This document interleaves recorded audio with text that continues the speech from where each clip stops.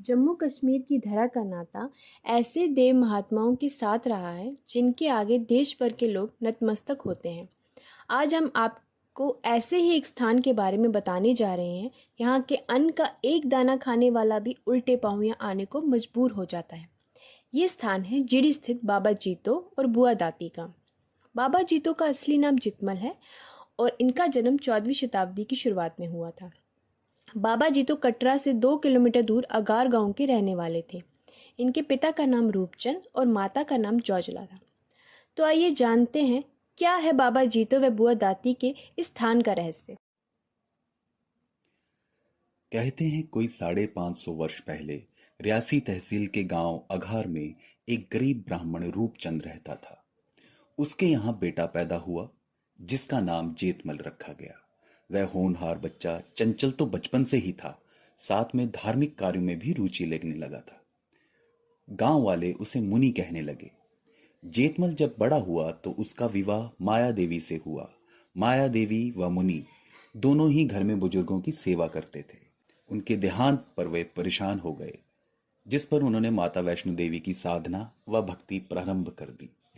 कहते हैं माता वैष्णो देवी की भक्ति के दौरान जेतमल मुनि को सपना आया कि उसके यहाँ पुत्री पैदा होगी जिसके साथ उनकी सदियों तक पूजा रहेगी और आने वाली पीढ़ियां उनको याद करेंगी।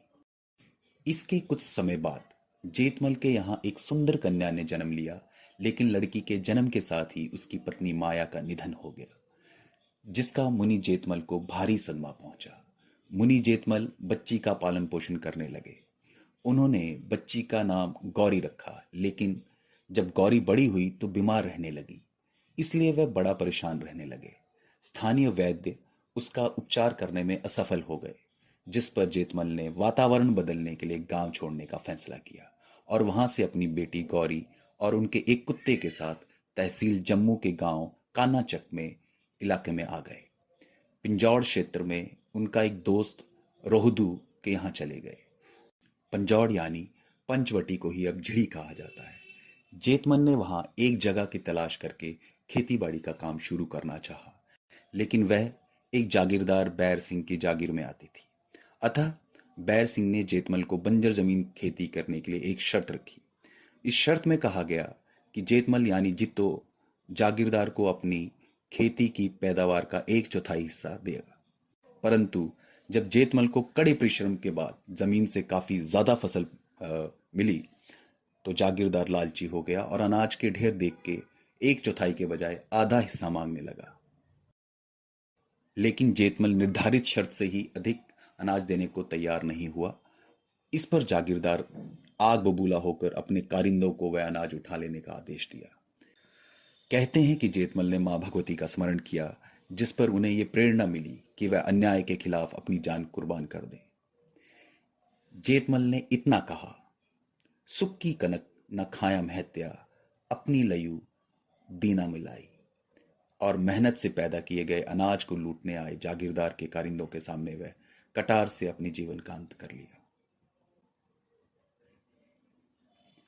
अनाज खून से रंग गया तथा जागीरदार बैर सिंह यह घटना देखकर दंग रह गया। उसी समय अचानक तूफान आया, वर्षा हुई, जिससे अनाज बिखर गया। जैतमल की बेटी ने अपने बाप की चिता जलाई और खुद में ही उसमें भस्म हो गई। तब से जैतमल बाबा जित्तो कहलाने लगे और जागीरदार का सारा खानदान बीमार रहने लगा। इस इलाके के तत्कालीन राजा अजब देव सिंह ने इस जगह पे मंदिर व समाधि बनाए। तब से हर साल शहीद बाबा जित्तो की याद में झिड़ी का मेला लगता है।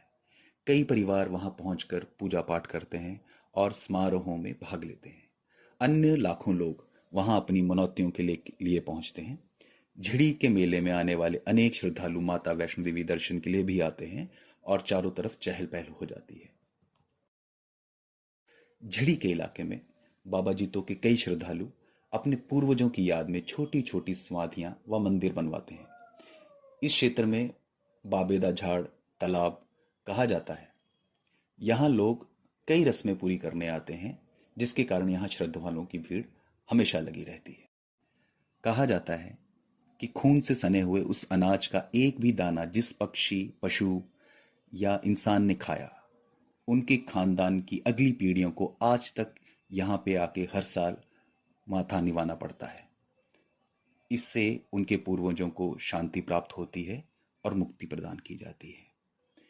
अब बाबा जी तो इन सभी परिवारों के मेन गुरु हैं और इन्हीं की पूजा के कारण उनके घरों में शांति लगातार बनी रहती है।